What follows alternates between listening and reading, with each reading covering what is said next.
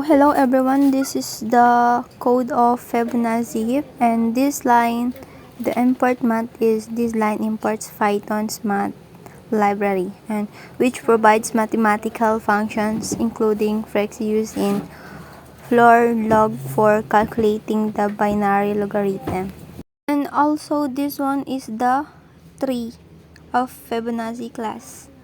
So this one is defines a single node in a Fibonacci heap, and each node has value, and the node's value child is the last to hold child nodes, and order the degree of the tree, the number of child nodes. And this one is the adds and given t node as a child of a current node and increments order. So let's proceed to another code, and this part is the Fibonacci heap class, and this part is initializes an empty Fibonacci heap.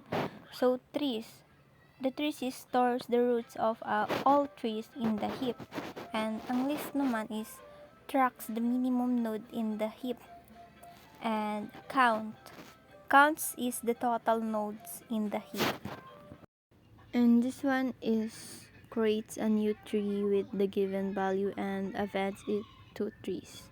And if list is none or the new value is smaller, and list is updated this new tree. And count is incremented to reflect the new code. We proceed to the next, and this one is get minimum, meaning returns the value of the least node, last node, and if it exists, otherwise returns none. So next one is the extract the minimum value. So this method removes and returns the minimum node in the heap.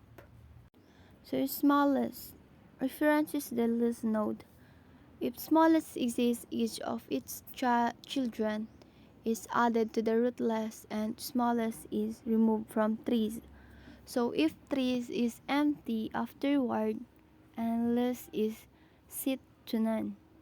Otherwise, it sets last to the first tree and calls consolidated to restrict the heap, and decreases count by 1 and returns the smallest value. And this part is consolidated the tree. So the purpose is consolidates the heap by combining trees of the same order, or ensuring each order has only one tree. So AUX array holds trees of unique orders. So loops through trees checking if AUX already has a tree of the same order. If it does, combine them, making the one with the smaller value the parent, and continues this process until all order are unique. So finally finds the new minimum list among the three. So in this part of the code is the floor logarithm helper. So floor log calculates the floor of the base 2 logarithm of x, useful or determining the size of the AUX array. So in this part is the example execution. So creating Fibonacci heap. Fibonacci heap is initialized. Inserting node. Insert 7 and set last to 7. Insert 3, update last to 3, or the smallest so far. So next line is insert 17. So this 17 is no change to last 17 to 3.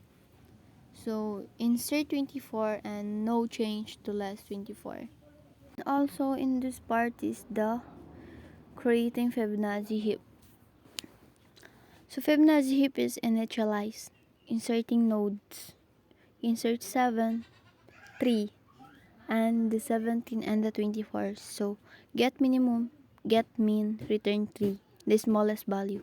So extract minimum, remove 3, update list, and extracts the heap. So irarun na natin. Go execute successful. So it means success yung pagrara natin. And And look, that's why si 3 yung nasa, kasi siya lang yung pinakamaliit number sa lahat.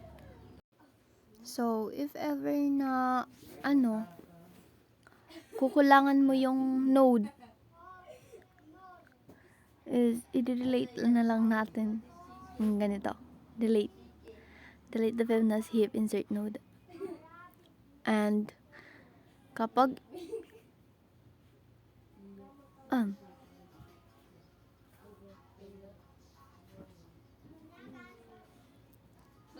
kapag nag-change mo sa 17 sa 3 or 2 is, siyempre, ang magiging value dyan is 2 kasi siya lang yung pinakamaliit na number.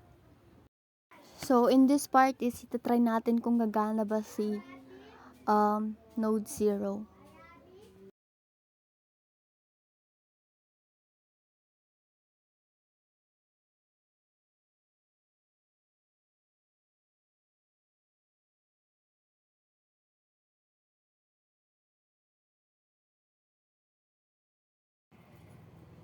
So, error. So, bakit ba nag-error ang 0? Kasi ang Fibonacci heap kasi is, hindi makakaano sa 0 o hindi makakagawa ng maayos sa 0 na nodes kasi nga, dahil sa may kinalaman sa kanyang, number sa algorithm. Walang puno kasi na nagsisimula sa 0 or empty heap. Kapag kasi ang Fibonacci heap ay walang, empty heap, hindi ito maaari magbalik ng minimum value dahil walang less node na makakalagay sa ganito. Kaso ang get min at extract min ay magbabalik ng none. Pag compute ang auxiliary array or floor log, ang auxiliary ay consolidated ay binugamit ang floor log or self count. Kung ang bilang ng node or counts ay 0, sumatik na yan na 0. 0 na ang madudulot. Or, maaaring magdulot ng maling output o hindi makapag-compute ng maayos. Kasi nga, dahil ang logarithm ng 0 ay hindi defined.